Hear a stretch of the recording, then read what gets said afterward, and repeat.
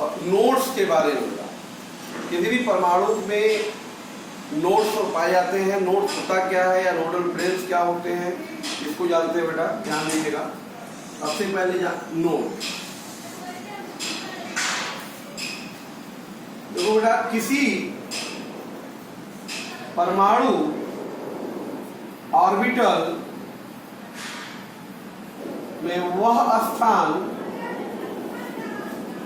जहां इलेक्ट्रॉन के पाए जाने की प्रायिकता शून्य होती है, अर्थात बेटा जहां इलेक्ट्रॉन घनत्व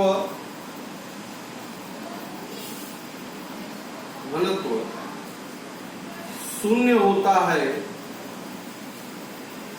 नोड कहलाते हैं। क्या कहलाते हैं बेटा? नोड कहलाते हैं। कहने का मतलब किसी भी परमाणु ऑर्बिटल का वह स्थान जहां पर इलेक्ट्रॉन के पाए जाने की प्रायिकता क्या होगी? शून्य होगी। जहां पे कोई भी इलेक्ट्रॉन उपस्थित नहीं होगा, वह स्थान परमाणु ऑर्बिटल का बेटा नोड कहलाता है। क्लियर है? ध्यान दीजिए बेटा, नोड जो होते हैं हमारे दो प्रकार के होते हैं। नोड दो प्रकार के होते हैं बेटा। एक होता है आपका रेडियल नोड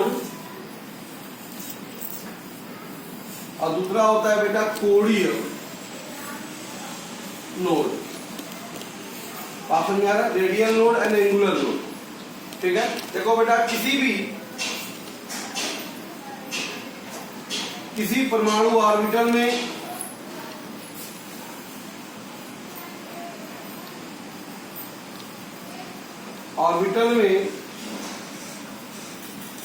कुल नोडों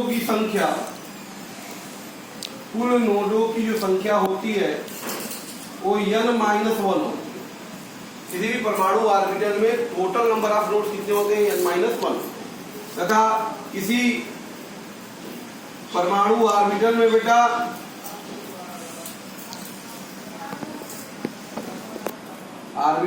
रेडियल नोडों की जो कुल संख्या होती है वो n-1 होती है। ठीक है, और किसी परमाणु ऑर्बिटल में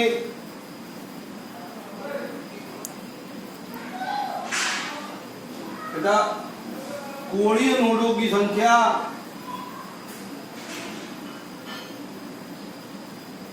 संख्या होती है वो यल होती है।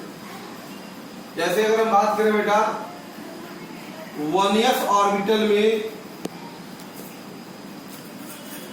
रेडियल नोड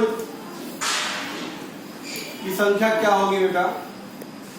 तो 1s ऑर्बिटल में रेडियल नोड हो जाएगा, ध्यान दीजिए, n है 1 -1 -0, की वैल्यू 0 होती है इसके लिए, तो कितना आ गया इसमें? 0।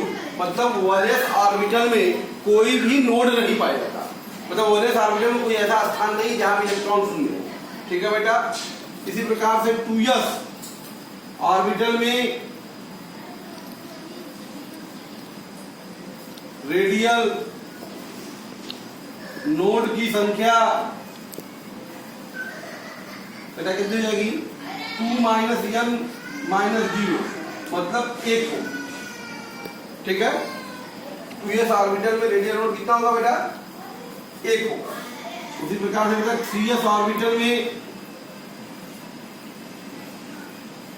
रेडियल नोड जो होगा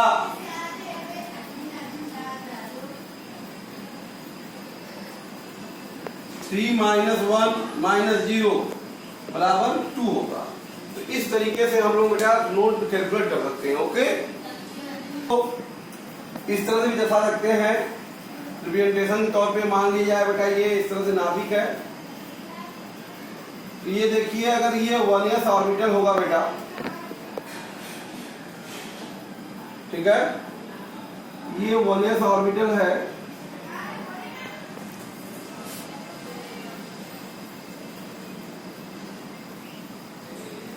तो यहां पर इसलिए कोई नोड नहीं है।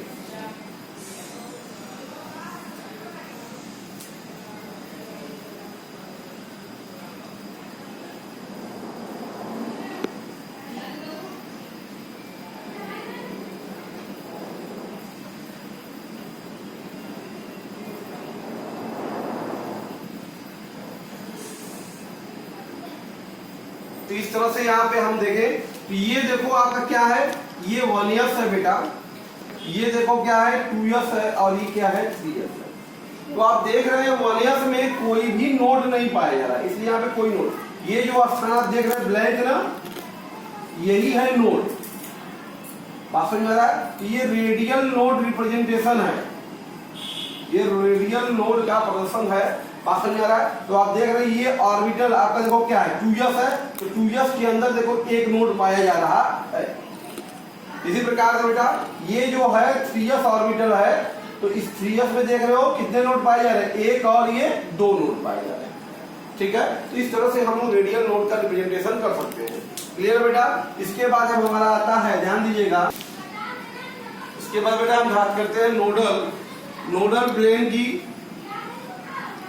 या इसी को कोणीय नोड भी कहते हैं। नोडल प्लेन और एंगुलर नोड।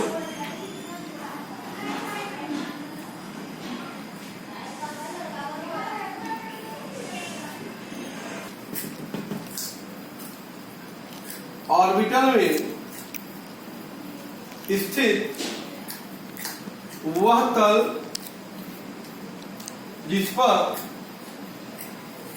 इलेक्ट्रॉन के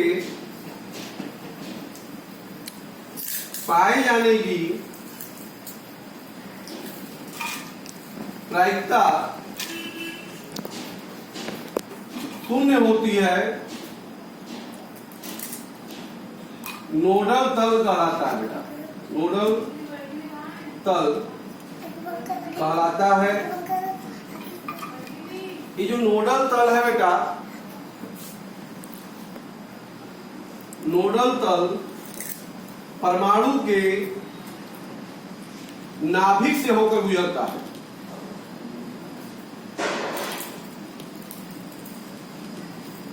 ठीक है, ये नोडल तल बेटा कहां गुजरेगा, परमाणु के नाभिक से होकर गुजरता है नोडल प्लेन। ध्यान दीजिएगा। तो अगर हम बात करें, देखो किसी भी परमाणु ऑर्बिटल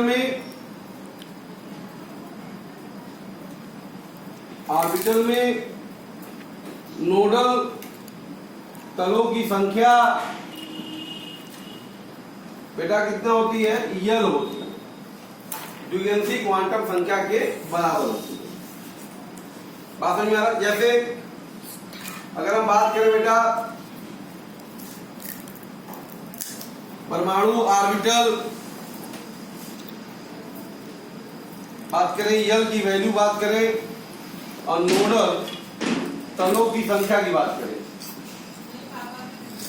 तो बेटा अगर यस ऑर्बिटल है तो यस ऑर्बिटल के लिए यल की वैल्यू 0 होती है, तो यस ऑर्बिटल में कोई भी नोडल प्लेन नहीं पाया जाता, यस नोडल तल नहीं होता, मतलब एंगुलर आपको नोड्स पाया नहीं जाएगा। क्लियर है बेटा? पी ऑर्बिटल में यल की संख्या कितनी होती है बेटा, 1 होती है, तो पी ऑर्बिटल में हमेशा एक नोडल प्लेन हमेशा पाया जाता है, इसको भी हम देखेंगे। डी ऑर्बिटल के लिए यल की वैल्यू कितनी होती है बेटा, 2, तो डी ऑर्बिटल नोडल प्लेनों की संख्या या एंगुलर नोडों की संख्या कितनी होती है, 2 प्लेन होते हैं एक डी ऑर्बिटल में। ठीक है बेटा? उसी प्रकार से एफ ऑर्बिटल के लिए यल की वैल्यू कितनी होती है, 3, एफ ऑर्बिटल नोडल प्लेन कितने होते हैं बेटा, 3 होते हैं। ठीक है, जरा एग्जांपल के तौर पे अगर हम बात करें, ध्यान दीजिएगा, जानते हैं बेटा पी ऑर्बिटल, पी कोष में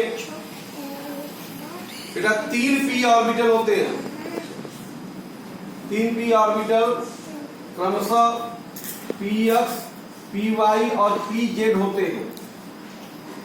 तो इस प्रकार से अगर हम बात करें बेटा पी एक्स ऑर्बिटल का नोडल तल बेटा क्या होगा, बेटा एक्स प्लेन पे तो ये लोब है, इसके परपेंडिकुलर क्या होगा बेटा जेड वाई तो वाई जेड जो तल होगा यही पी एक्स ऑर्बिटल का नोडल तल होगा। P X orbital nodal plane क्या होगा? वाई जेड प्लेन होगा। उसी प्रकार से पी वाई ऑर्बिटल का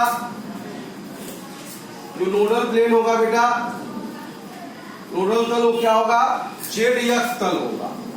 जो जेड एक्स तल होता है वो पी वाई ऑर्बिटल का नोडल प्लेन होता है। उसी प्रकार से पी जेड ऑर्बिटल का जो नोडल तल होता है बेटा क्या होगा? एक्स वाई तल। एक्स वाई समतल होगा वो पी जेड ऑर्बिटल का नोडल प्लेन होगा। क्लियर है बेटा? बात करेंगे अब बहुत इंपॉर्टेंट है हमारे पास क्वांटम संख्याएं, क्वांटम नंबर। देखो बेटा वे संख्याएं जिनके द्वारा किसी भी इलेक्ट्रॉन की एकदम सही स्थिति और उसके ऊर्जा का करेक्ट निर्धारण किया जाता है, या इलेक्ट्रॉन की संपूर्ण जानकारी जिसके द्वारा प्राप्त हो सकती है, बात समझ में आ रहा है? वही क्वांटम संख्याएं होती है। क्वांटम संख्याएं वास्तव में बात की जाए जो श्रोडिंगर समीकरण के हल होते हैं बेटा। श्रोडिंगर समीकरण के सॉल्यूशंस के द्वारा ही एक क्वांटम संख्याएं प्राप्त हुई हैं हमें। ठीक है, बात ध्यान दीजिएगा। ये जो क्वांटम संख्या है इनकी मदद से बेटा हम लोग कोई भी परमाणु में इलेक्ट्रॉन के बता सकते हैं कि वो इलेक्ट्रॉन उस परमाणु में किस कोष में कि किस उपकोष में, कौन ऑर्बिटल में, और उसका चक्रण क्या है, ये सभी स्थितियों की जानकारी हमको क्वांटम संख्या की मदद से प्राप्त हो जाती है बेटा। क्वांटम संख्याएं जो होती हैं बेटा ये जो क्वांटम संख्याएं जो होती हैं ये 4 प्रकार की होती हैं। 4 प्रकार की होती है बेटा। पहला है आपके पास मुख्य क्वांटम संख्या बेटा, जिसको प्रिंसिपल क्वांटम नंबर कहते हैं। दूसरा है बेटा आपके पास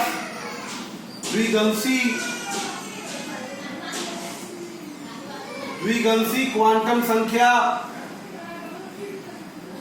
azimuthal quantum number.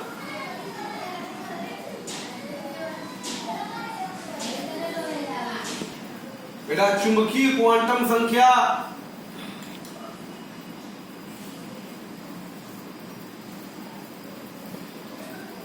Magnetic quantum number,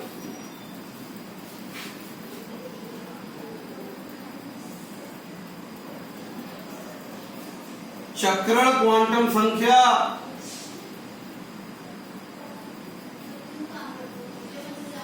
spin quantum number.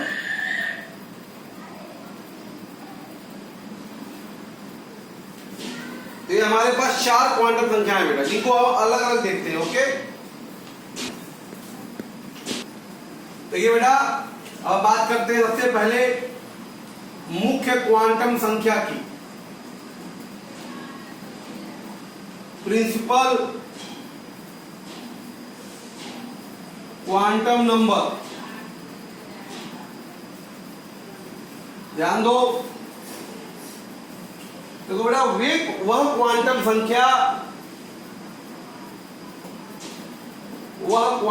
संख्या जो इलेक्ट्रॉन के मुख्य कोष अर्थात मुख्य ऊर्जा स्तर को दर्शाता है। मतलब वो इलेक्ट्रॉन किस मुख्य ऊर्जा स्तर या किस मुख्य कोष में उपस्थित है वो दर्शाता है बेटा मुख्य क्वांटम संख्या। मुख्य क्वांटम संख्या कहलाता है। कैसे यंग से दर्शाते हैं तो बेटा इसलिए किसी भी इलेक्ट्रॉन की ऊर्जा जो होती है यंग के द्वारा ही निर्धारित की जाती है।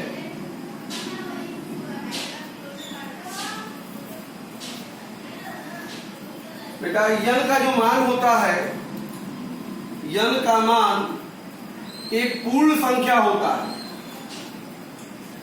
पूर्ण संख्या होता है, ठीक है। अर्थात यंग का मान बेटा 1 से अनंत तक कुछ भी हो सकता है, कुछ भी हो सकता है, परंतु स्थायी कक्षाओं के लिए बेटा, स्थायी कक्षाओं के लिए n का मान 1 से 7 तक स्थापित किया गया है। ठीक है, इसका मान जो बेटा 1 से लेकर 7 तक क्या किया गया, स्प्लाई किया गया है। अच्छा, इसे बेटा अक्षरों के यल, यम, यन आदि द्वारा भी प्रदर्शित करते हैं बेटा। जैसे के सेल है, अगर के कोष है, इसका मतलब n बराबर 1, यल कोष है तो यल बराबर 2, यन कोष है,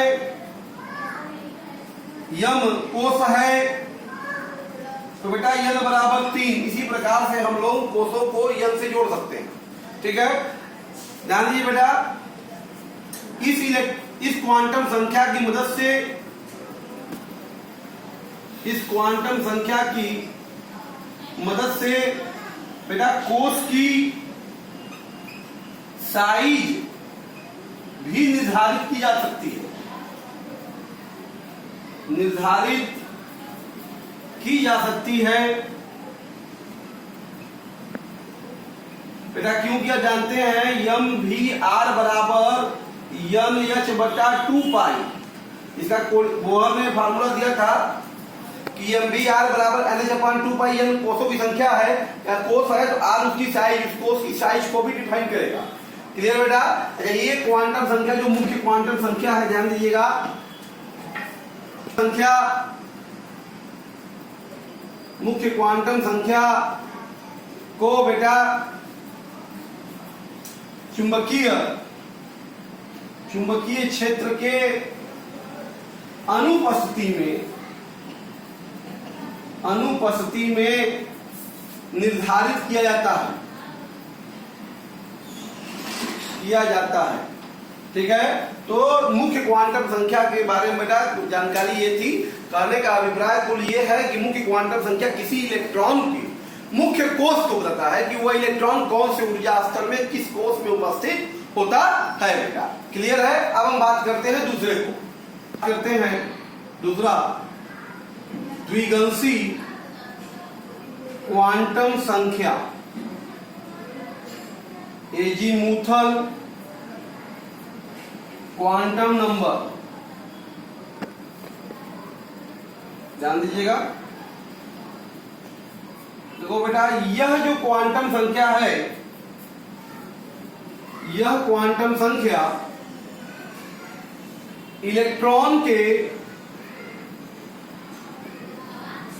उप ऊर्जा स्तर अर्थात उपकोष को दर्शाता है। द्विगंशी क्वांटम संख्या जो है उप ऊर्जा स्तर दर्शाता है बेटा। इसे यल से प्रदर्शित करते हैं, ऐसे यल से प्रदर्शित करते हैं। ध्यान दीजिएगा, यल का मान जो है बेटा यन के मान पर निर्भर करता है,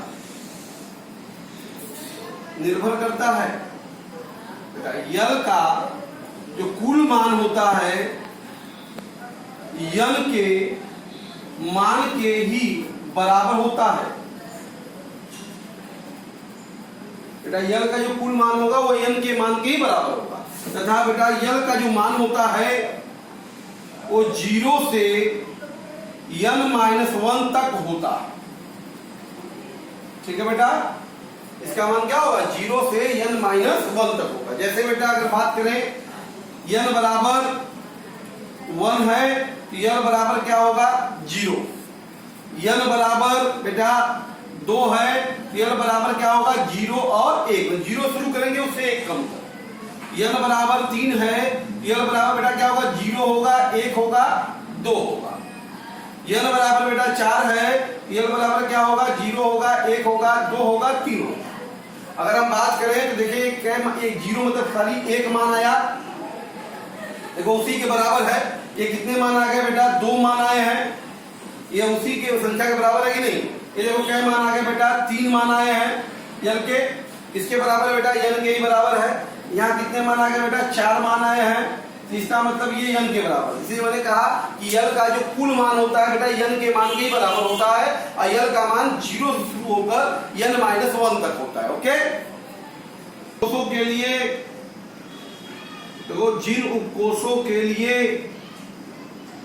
यल के मान बेटा क्रमशः 0, 1, 2 और 3 होते हैं, उन्हें बेटा क्रमशः यस, पी, डी व यफ उपकोषों से दर्शाते हैं। ठीक है बेटा, अर्थात आप ये कर सकते हैं बेटा, ध्यान दीजिए, उपकोष यल का मान, देखो यस उपकोष के लिए यल का मान 0, पी उपकोष के लिए यल का मान बेटा 1 होता है, डी उपकोष के लिए यल का मान 2, यफ उपकोष के लिए यल का मान बेटा 3। इस तरीके से हम अलग अलग उपकोषों के लिए यल का मान जान सकते हैं। आपको जानना चाहिए बेटा, यस उपकोष के यल का मान 0, पी उपकोष के यल का मान 1, डी उपकोष के यल का मान 2, यफ उपकोष के यल का मान 3 होता है बेटा। क्लियर है? तो बेटा किसी भी मुख्य कोष में उपकोषों की जो कुल संख्या होती है बेटा, कुल संख्या, किसी मुख्य कोष में उपकोषों की कुल संख्या बेटा मुख्य कोष के मुख्य क्वांटम संख्या के बराबर होता है बेटा। देखो जैसे अगर हम बात करें, अगर ये मुख्य कोष बेटा मुख्य कोष है, मुख्य कोष के लिए यन का मान बेटा मुख्य कोष में उपकोष की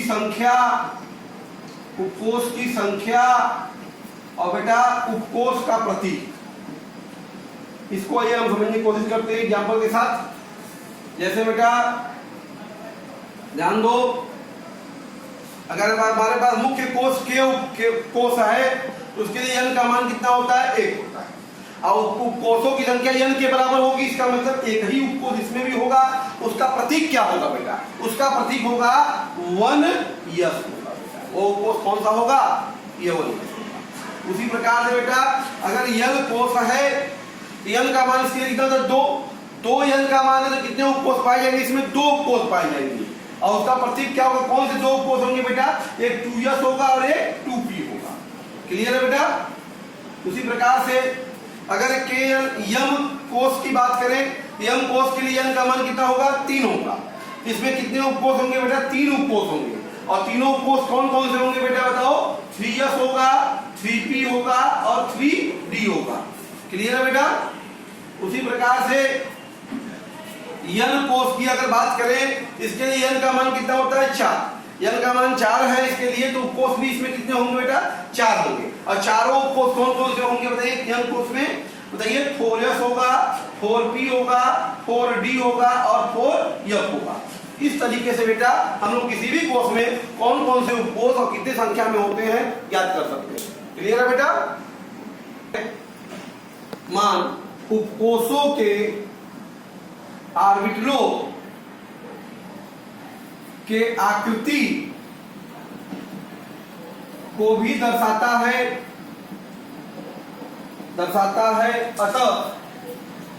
अतः इसे बेटा ऑर्बिटल क्वांटम संख्या भी कहते हैं,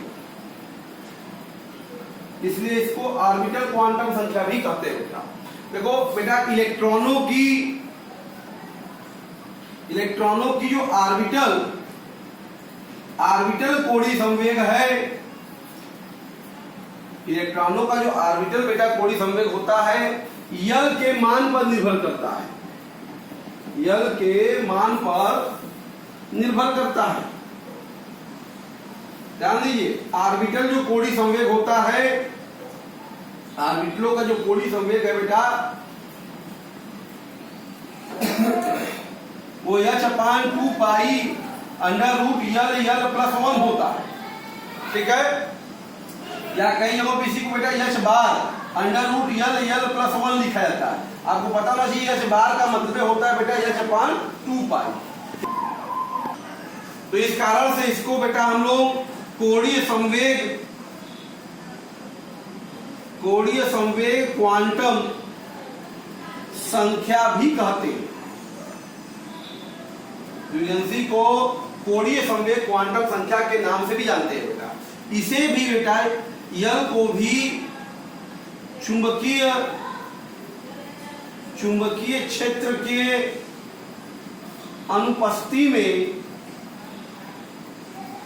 अनुपस्थिति में ज्ञात किया जाता है। ठीक है, ठीक है बेटा। चुंबकीय क्वांटम संख्या बेटा मैग्नेटिक क्वांटम नंबर, ध्यान दीजिएगा। देखो बेटा, यह क्वांटम संख्या जो है संख्या उपकोषों में ऑर्बिटलों को प्रदर्शित करती है।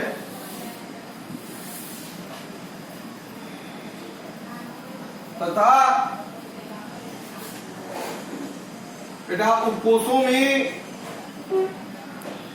ऑर्बिटलों के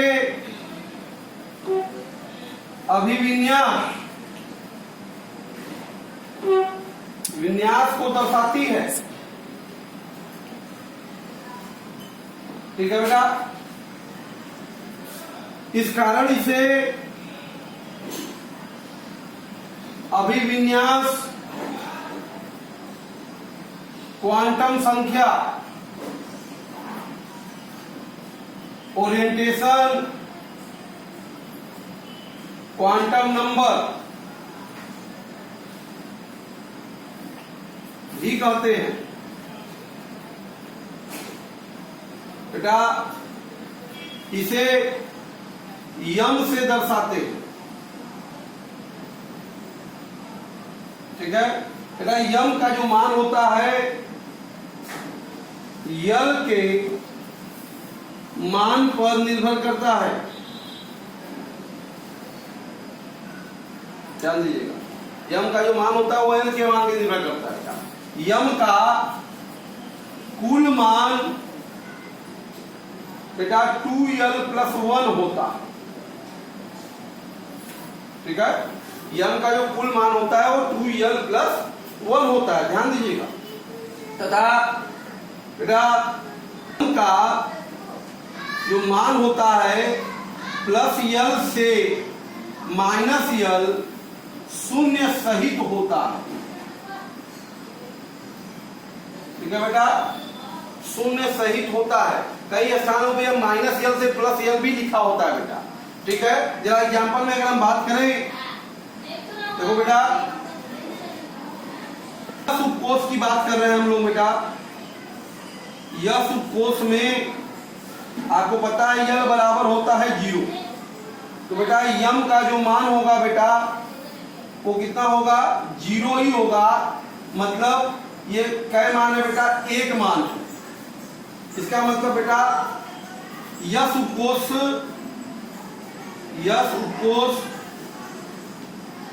का जो अभिविन्यास है बेटा 1 होता है। इसका मतलब यह उपकोष में एक ऑर्बिटल पाया जाता है, एक यस ऑर्बिटल, सिर्फ एक यस ऑर्बिटल पाया जाता है।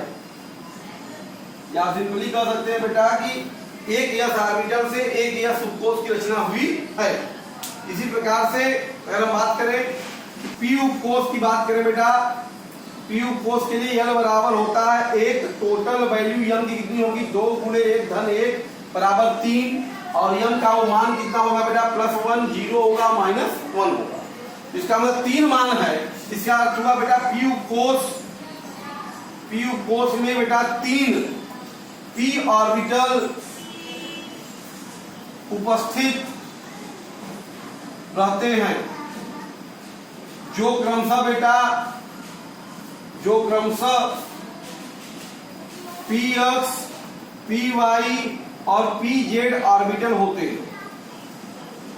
ठीक है, पी उप कोष बेटा देखो 3 मान आ रहा है, 3 ऑर्बिटल उपस्थित हैं जो क्रमशः पी एक्स, पी वाई और डी उप कोष में यल का मान होता है 2, तो यम का जो कुल मान होगा 2 गुणे 2 धन 1 मतलब 5 मान, और यम का वो मान क्या होगा +2, +1, 0, -1, -2, 5 मान है बेटा। इसका मतलब यह हुआ कि डी उप कोष में जो है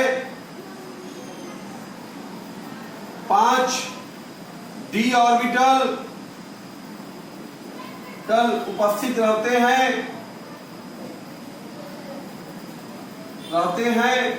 जो क्रमशः बेटा dxy, dyz, dzx, dx² - y² व dz² ऑर्बिटल होते हैं।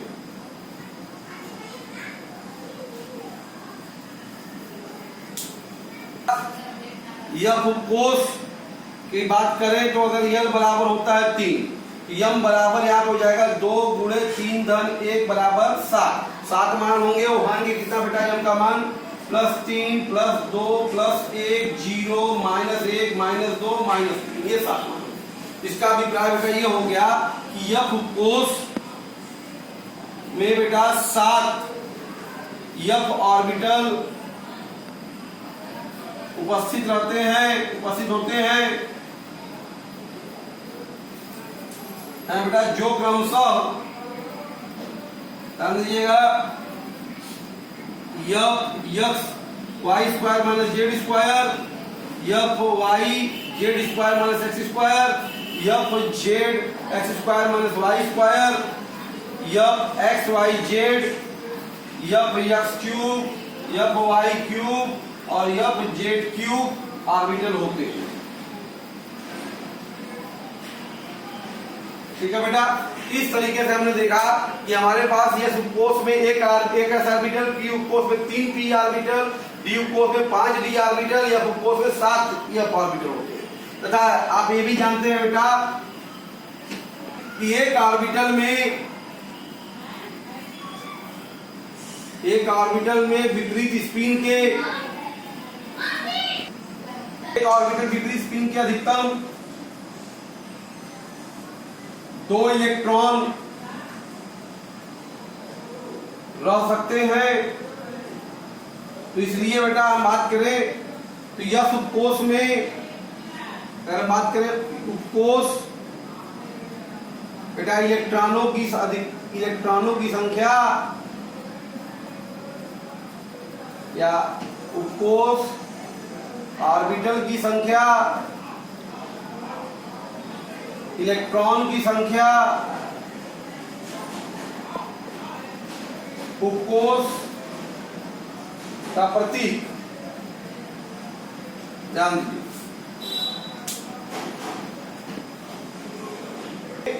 एक ही ऑर्बिटल पाया जाता है, अधिकतम इसमें 2 इलेक्ट्रॉन हो सकते हैं, इसलिए इसको यह क्यूब के द्वारा रिप्रेजेंट किया जाता है कि 2 इलेक्ट्रॉन है उपकोष कर सकते हैं। पी उपकोष की बात करें तो इसमें कितने ऑर्बिटल होते हैं 3 ऑर्बिटल। एक ऑर्बिटल में 2 इलेक्ट्रॉन, कुल कितने इलेक्ट्रॉन होंगे पी उपकोष में बेटा 6 इलेक्ट्रॉन होंगे। इसका रिप्रेजेंटेशन किस तौर पे होगा p6 के तौर पे किया जाएगा। क्लियर बेटा। डी उपकोष अगर बात करें तो इसमें कितने ऑर्बिटल होते हैं 5 ऑर्बिटल। अब कुल इलेक्ट्रॉन कितना हो जाएगा बेटा, एक ऑर्बिटल में 2, तो पूरे डी उपकोष में 10 इलेक्ट्रॉन हो सकते हैं। इसका रिप्रेजेंटेशन कितना होगा बेटा, इस तरह से D10 के तौर पे लिखा जाएगा इसको। ठीक है। यह उपकोष में बेटा कितना ऑर्बिटल होता है 7 होता है। यह उपकोष में अधिकतम कितने इलेक्ट्रॉन होंगे 14। यह का रिप्रेजेंटेशन ऐसे 14 तौर पे लिख सकते हैं। इस तरीके से बेटा हम लोग किसी भी उपकोष में इलेक्ट्रॉनों की अधिकतम संख्या कैलकुलेट कर सकते हैं। किसी कोष में ऑर्बिटलों की जो कुल संख्या होती है, क्या इसका मतलब यम का जो कुल मान अर्थात बेटा यम का जो कुल मान होता है वो यन स्क्वायर होता है। क्या होता है? यन स्क्वायर। जैसे अगर के कोष की बात करें तो बेटा इसके लिए यन का मान 1 होगा, तो यम का कुल मान होगा यहाँ पर टोटल यम का मान जो होगा कुल मान वो होगा 1 का स्क्वायर मतलब 1। इसका मतलब के कोष में खाली एक ऑर्बिटल होता है बेटा, वो है क्या? एक 1s ऑर्बिटल होगा। ठीक है, एक 1s ऑर्बिटल होगा। ठीक है, उसी प्रकार से यल सेल की बात करें हम, यल बराबर 2, तो यम का कुल मान जो होगा बेटा 2 का स्क्वायर बराबर 4, तो कुल 4 ऑर्बिटल होंगे। कौन कौन से होंगे यल सेल में? 2 4 ऑर्बिटल बेटा। एक जो होगा 2s होगा और 3 जो होंगे बेटा वो क्या होंगे? 2p ऑर्बिटल होंगे। ठीक है, तो देखो यल सेल में कुल 4 ऑर्बिटल होते हैं। कौन कौन सा होता है? एक को 2s वाला होता है और 3 को 2p वाला होता है। उसी प्रकार से यम सेल की बात करें, यल बराबर 3, तो बेटा यम का जो कुल मान होगा कितना होगा? 3 का स्क्वायर मतलब 9। बात समझ में आ रहा है? यम सेल में 9 ऑर्बिटल होते हैं। कौन कौन सा होगा बेटा? एक जो होगा 3s का होगा, 3 जो होंगे वो 3p के होंगे, तथा बेटा 5 जो होंगे वो 3d ऑर्बिटल होंगे। ठीक है, इस तरीके से। इसी प्रकार से बेटा यम सेल में यन बराबर 4 है, यम का कुल मान जो होगा 4 का स्क्वायर मतलब 16 ऑर्बिटल होंगे। यम सेल में कुल कौन कितने ऑर्बिटल होंगे बेटा? 16 ऑर्बिटल। ठीक है, कौन कौन सा होगा बताओ? एक जो होगा 4s का होगा, 3 जो होंगे 4p के होंगे। बात समझ आ रहा है? 5 जो होंगे बेटा 4d के होंगे, तथा 7 जो होंगे वो 4f के ऑर्बिटल होंगे। तो कुल मिला के ये 16 हो जाएगा। इस तरीके से किसी भी कोष में ऑर्बिटलों की संख्या की भी पूरी जानकारी हम ले सकते हैं। क्लियर है बेटा? चौथा जो हमारे पास है वो चक्रण क्वांटम संख्या है, स्पिन क्वांटम नंबर।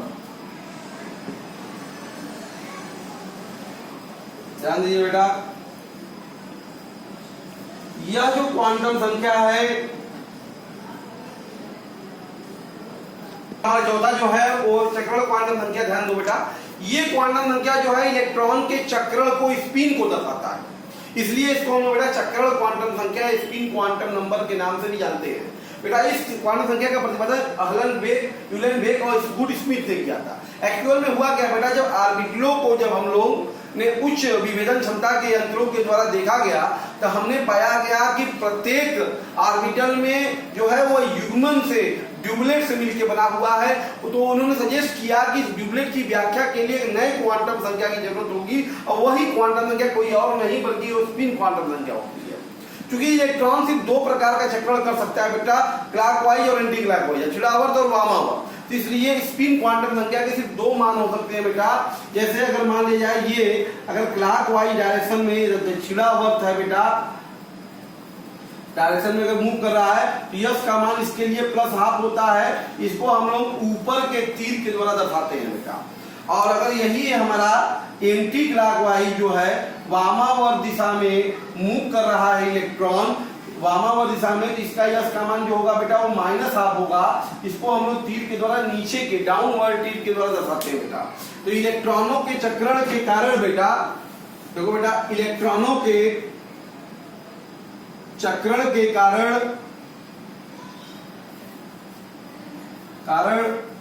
बेटा चक्रण कोणीय संवेग उत्पन्न होता है,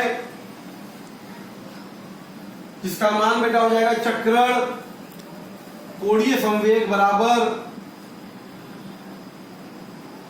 h upon 2 pi under root S plus 1 या इसी को h bar under root S plus 1 ये होता है बेटा। इस तरह से हम लोग चक्रवात क्वांटम कोणीय संवेग का भी कैलकुलेशन कर लेते हैं। तो ये हम बेटा चर्चा कर रहे थे किसके बारे में, क्वांटम संख्या के बारे में। आइए इस पर कुछ क्वेश्चन देखते हैं। ओके ध्यान दीजिए बेटा, कुछ क्वेश्चन हमारे स्क्रीन के सामने है यहाँ पे। पहला क्वेश्चन क्या कर रहा है, l बराबर 3 के लिए यम का मान बताना है बेटा। यम बराबर क्या होगा, यल 3 है तो यम बराबर क्या होगा बेटा, +3 होगा, +2 होगा, +1 होगा, 0 होगा, -1 होगा, -2 होगा, -3 होगा। तो ये इस तरह से हम लोग प्लस यल से माइनस यल तक यम का मान लिख सकते हैं बेटा। ये इसका आंसर हो गया। फिर दूसरा क्वेश्चन देखा जाए, करा यल बराबर 2 के लिए यल और यन के मान बताएंगे बेटा। यल बराबर 2 है तो यल बराबर क्या होगा, 0 और 1 होगा, क्योंकि 0 से लेके n - 1 तक तो 0 1 हो गया। तो यम का मान बेटा देखो ध्यान दो, जब यल बराबर 0 होगा तो यम बराबर क्या होगा, 0 होगा। और बेटा जब यल बराबर 1 होगा तो यम बराबर बेटा क्या होगा, +1 होगा, 0 होगा और -1 होगा। क्लियर बेटा, इस तरह से इसको हम लोग सॉल्व कर सकते हैं। अगला तीसरा का देखा जाए बेटा, करा यल बराबर 3 के लिए सभी क्वांटम संख्या का मान बताओ। यल बराबर 3 है तो बेटा यल बराबर क्या होगा, 0 1 2 ये होगा। तो जब यल बराबर 0 तो यम बराबर भी 0। अब प्रत्येक यम के लिए यस के 2 मान होते हैं। प्रत्येक यम के लिए यस के 2 मान बेटा क्या होते हैं, +- होता है। इसीलिए जब यल बराबर 1 होगा बेटा, यम बराबर ध्यान दो +1 होगा, 0 होगा, -1 होगा। +1 के लिए भी यस बराबर +-1/2, 0 के लिए भी यस बराबर +-1/2, -1 के लिए भी यस बराबर +-1/2 होगा। उसी प्रकार से बेटा यल बराबर जब 2 होगा तो यम बराबर ध्यान दो +2 +1 0 -1 -2। हर यम के लिए यस का मान जो होता है +-1/2, यस बराबर +-1/2, यस बराबर +-1/2, यस बराबर +-1/2, ठीक है, यस बराबर +-1/2। इस तरीके से बेटा कोई भी क्वेश्चन पूछेगा तो हम ऐसे कैलकुलेट कर लेंगे। क्लियर बेटा। क्वेश्चन है, मान लो करा यल बराबर 4 के लिए यम का कुल मान, यम का कुल मान बेटा कितना था, 2l + 1 होता है। तो यम बराबर कितना हो जाएगा बेटा, 2 × 4 + 1, मतलब यम का कुल मान बेटा कितना होगा, 9 होगा। ठीक है। दूसरा क्वेश्चन देखते हैं, कह रहा यल बराबर 3 है बेटा। तो यल का कुल मान, तो बेटा यल का कुल मान मैंने बताया था ना, यल का कुल मान जो होता है यन के बराबर होता है, मतलब कितना होगा, 3 होगा। क्लियर है बेटा। यम का कुल मान मैंने बताया था आपको, यम के लिए क्या फार्मूला बताया था, यन स्क्वायर, तो 3 का स्क्वायर मतलब 9 होगा। यम का कुल मान बेटा कितना होगा, 9 होगा। और यस का बेटा कुल मान कितना होगा बताओ, क्या फार्मूला होता है, इसके लिए 2n स्क्वायर होता है, तो 2 × 3 का स्क्वायर मतलब 18। तो दिए गए यन के लिए यल का कुल मान यन होता है, यम का कुल मान यन स्क्वायर, और यस का कुल मान बेटा कितना होता है, 2n स्क्वायर होता है। क्लियर। तो बेटा नेक्स्ट क्वेश्चन आपसे करा, SPDF के रूप में कक्षकों का बताना है, कौन सा कक्षक है ये। जैसे यल बराबर 2 है, यल बराबर 1, तो जहां तो यल बराबर 1 किसको रिप्रेजेंट करता है बेटा, P को, इसलिए कौन सा कक्षक होगा बेटा, ये 2P होगा। ये कौन सा कक्षक होगा बेटा, 2P होगा। यल बराबर 2, यल बराबर 1। इसी प्रकार से बेटा यल बराबर 4 और यल बराबर 0, यल बराबर 0 क्या होता है, यस होता है। ये कौन सा कक्षक होगा बेटा, 4s कक्षक का रिप्रेजेंटेशन होगा। क्लियर है बेटा। इसी प्रकार से ध्यान दो, यल बराबर 5 है, यल बराबर 3, यल बराबर बताओ 3 किसका होता है, यफ का होता है ना, तो यफ का होता है, जिसका मतलब कक्षक कौन सा होगा बेटा, 5f होगा बेटा। तीसरा चौथा क्या करा बेटा, यल बराबर 3 और यल बराबर 2, यल बराबर 2 किसका होता है बेटा, डी का होता है, तो कौन सा कक्षक होगा बेटा, ये 3d कक्षक होगा। क्लियर है बेटा। इस तरह से क्वांटम संख्या की वजह से कक्षकों का सिंबल भी हम लिख सकते हैं। तो बेटा ध्यान दीजिएगा, करा है बहुत इंपॉर्टेंट क्वेश्चन है, करा कि क्यों 1p नहीं होता। अगर हम बात करें तो यन का मान बेटा देखो यन 1 है, यन का मान 1 होगा तो यल का मान क्या होगा बेटा, वो 0 होगा। यल बराबर 0 किसको रिप्रेजेंट करता है बेटा, यस को रिप्रेजेंट करता है। इसका मतलब इसमें यल बराबर 1 में p आता ही नहीं।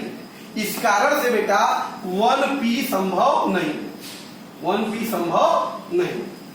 करेक्ट। 2d संभव क्यों नहीं है बेटा, क्यों 2d नहीं होता, उसके लिए देखो यल बराबर कितना दिया है, 2, तो यल बराबर बेटा क्या होगा, 0 होगा, 1 होगा। ये 0 बेटा क्या होता है, यस उपकोष होता है, और 1 क्या होता है बेटा, पी उपकोष होता है। तो इस आधार पे अगर आप देखें तो इसमें यल बराबर 2 वाले में सिर्फ यस और पी आते हैं, डी नहीं आते। इस वजह से हम कहते हैं बेटा 2D संभव नहीं, 2D संभव जो है नहीं है। क्लियर बेटा। इसी प्रकार से आपसे पूछा 3F क्यों नहीं होता। यल बराबर 3 में देखें तो यल बराबर देखो 0 1 2, 0 का मतलब होता है यस उपकोष बेटा, 1 का मतलब पी उपकोष, और 2 का मतलब डी उपकोष। ठीक है। तो आप देख रहे हैं 3 में सिर्फ एस पी डी आ रहा है, एफ नहीं आ रहा है। इसलिए हम कहते हैं बेटा कि 3F कक्षक जो है संभव नहीं है। ये कारण है, कई बार पूछा जाता है परीक्षाओं में 1P2D या 3F नहीं होते, इसका आंसर बेटा यही होता है।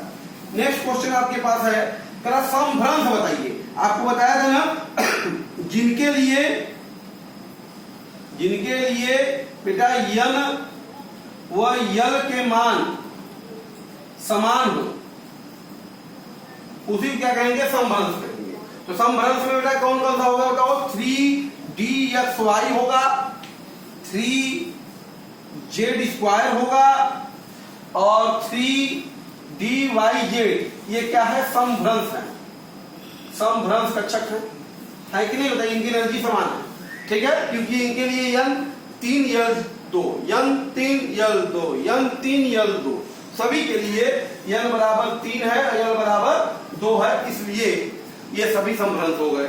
उसी प्रकार से अगर हम देखें तो 4DXY और 4DZ² भी क्या होंगे, समभ्रंश होंगे, क्योंकि इन सभी के लिए देखो यल बराबर 4 है और यल बराबर 2 है। तो एक ही ऊर्जा वाले दोनों ऑर्बिटर से भी डीजेनरेट ऑर्बिटर होंगे। इस तरह से बेटा हम क्वांटम संख्या आपके बीच में चर्चा कर रहे थे, इस पे आधारित क्वेश्चन को भी सॉल्व कर रहे थे। इसके और एप्लीकेशन हम आगे वाले वीडियो में आपके साथ शेयर करेंगे। इतनी बातें इसको रिवाइज कीजिए अच्छे से, क्योंकि बहुत इंपॉर्टेंट है कंपटीशन की दृष्टि से बेटा। Okay, thank you.